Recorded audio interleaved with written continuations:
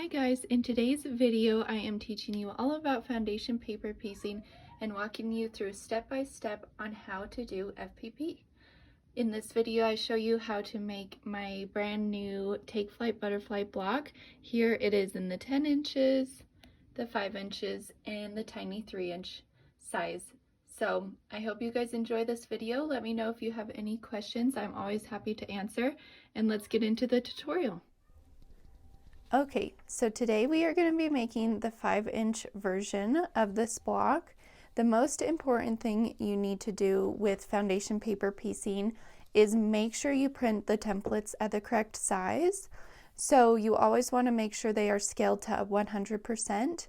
And I've included this 1-inch test block on each template so that you can measure to make sure the rest of it is correct. So it's just a 1-inch block, so you want to make sure that it fits in a 1-inch section of your ruler and that it's exact. Anything smaller or larger will make your block a little bit off.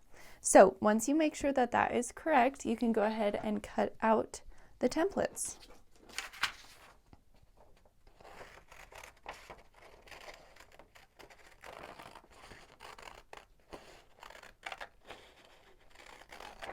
Just cut along the dotted line. That is your 1/4 inch seam allowance.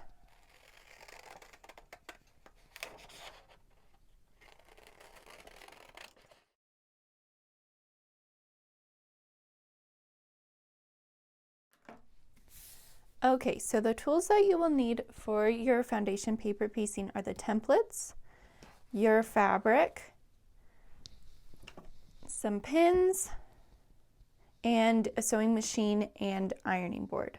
Several people like to have a light box or a light source for foundation paper piecing, which would be super handy, but I don't have either of those, so I'll show you what I do, and it still works just fine.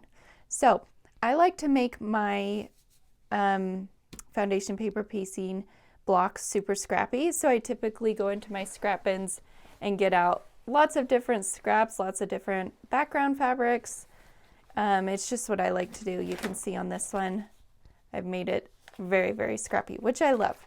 So because of that, there aren't typically fabric requirements in the patterns because people just use scraps, and you can see some of the pieces are so tiny.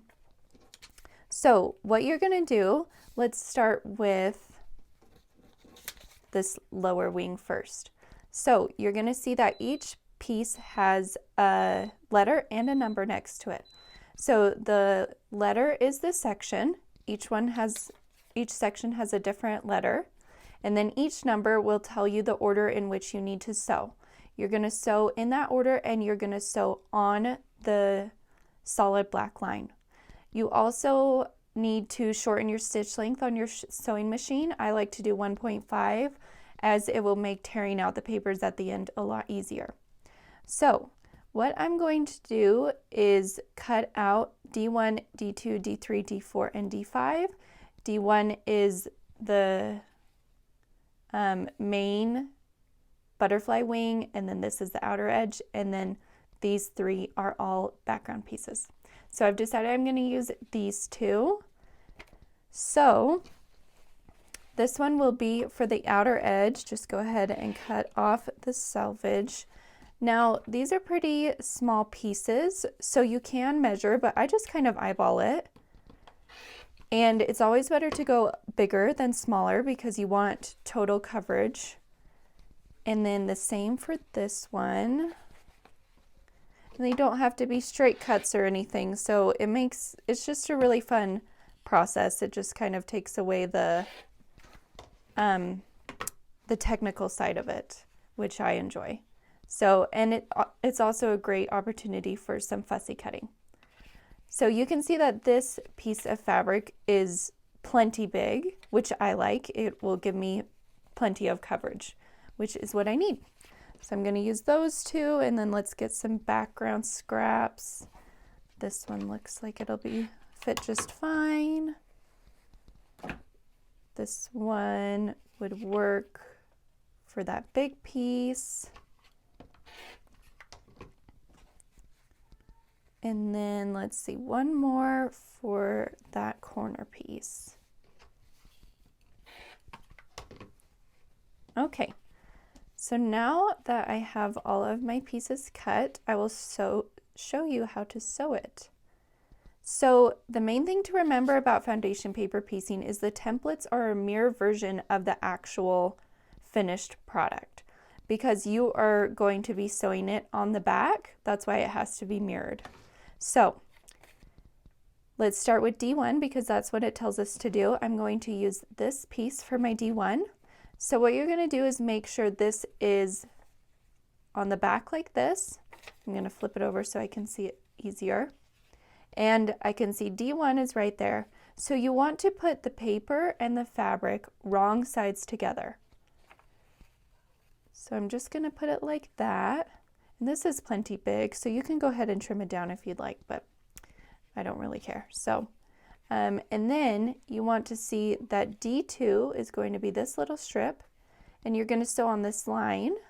So I might bring my fabric down just a little bit so I can see. And then I'm going to line this up, put these two fabrics wrong sides together as you would for traditional piecing. And then you can go ahead and pin it through the paper, through both pieces of fabric. And then when you flip it, you're going to take it to your sewing machine and just sew right along that edge. So let me show you that. All right, here we are at my machine. So I've got my pieces pinned. I'm going to sew just along there like I said. I've shortened my stitch length. And you want to make sure that you back stitch at the beginning and end to really secure that when you take out the paper piecing later on. Okay, so as you can see, I got tiny little stitches there, and that's what the back looks like. So now what you're going to do is we're going to take it to our ironing board and iron that piece up like that.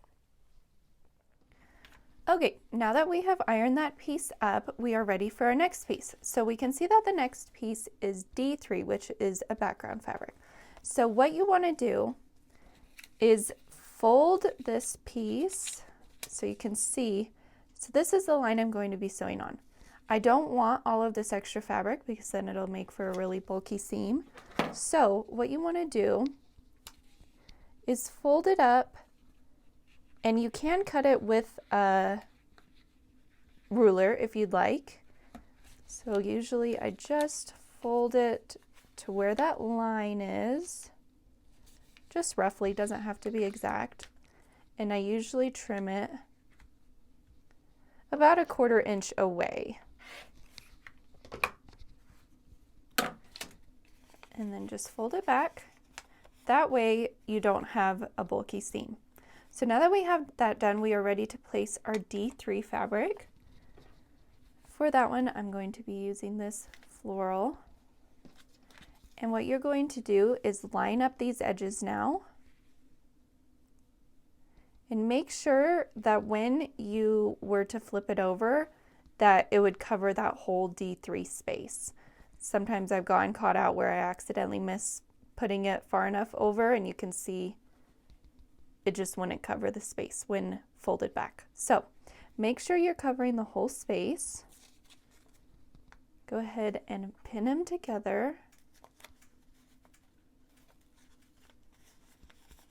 And now I'm going to go back to my sewing machine and sew on that line.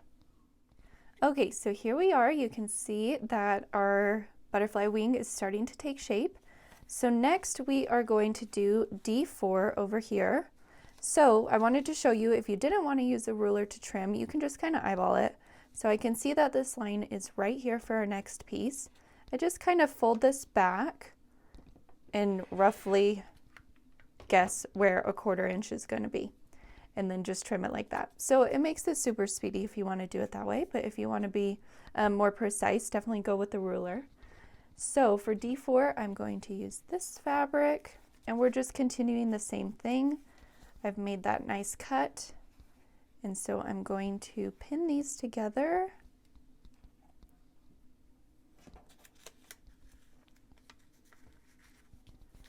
and then go sew on that line. Okay, now that I have finished sewing all of the pieces together, we can trim it. So you just want to trim along the edge, making sure you're not trimming off the paper.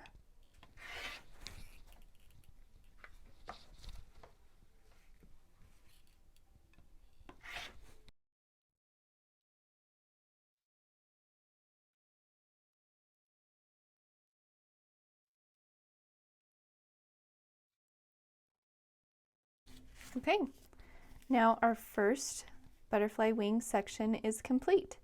So this, you can see, is your seam allowance. So when we go to join all of the sections together, you'll just sew straight on that black line. So that is okay if you have something that doesn't go clear to the edge, that will get sewn within the seam allowance. So now I'm going to repeat the process on all of the rest of my templates, and I will meet you back here once I have all of these finished. Okay, now that we have all of our pieces done, we can go ahead and assemble them. So it's super important to follow the designer's instructions on the pattern on which to sew together first, because they are put in groupings for a reason. But I always like to just start laying them out so you can kind of start to see it come together. It's always so fun, best part of the process. So for this one, the instructions are to sew A to B. So this is A and this is B, and since we laid them out, you can see how they're going to fit together. So you just want to line up the dotted edges like that, and then we are going to sew on the solid line just as we have done before, and then iron it open, and I will show you that after. Okay, now we have those two sewn together, and now it's time to add C to the AB unit. So you're just going to fold it over like that and line up the edges just like that. And we're going to do the same thing, sew on that line. Okay, now that we have A, B, C done, I'm going to do the same for D, E, and F. Okay, we are now ready to assemble the two units. So you're going to do the same thing, just right sides together, sew on the solid line. Some people like to take out these papers before you sew them together to reduce bulk and for it to be easier to come out, but you don't have to. So I'm just gonna lay them together and sew them, and I will be right back. And there we are, our finished 5-inch block. So all of these blocks do measure 1/2 inch larger. So right now this is 5.5 inches unfinished and 5 inches finished. So you are welcome to put these in quilts, in bags, as wall hangings, frame them. The possibilities are endless, which I think is so fun about FPP. To take out the papers, all you're going to do is just start ripping away. And they just come off really easily at the seams. And that's all you have to do. It's nice to do while watching TV or just relaxing for a minute. So you take all those out, give it a good press, and it's ready to be put in your next project. Thank you so much for watching this. Let me know if you have any questions in the comments. I'm always happy to help, and I hope you enjoy this pattern.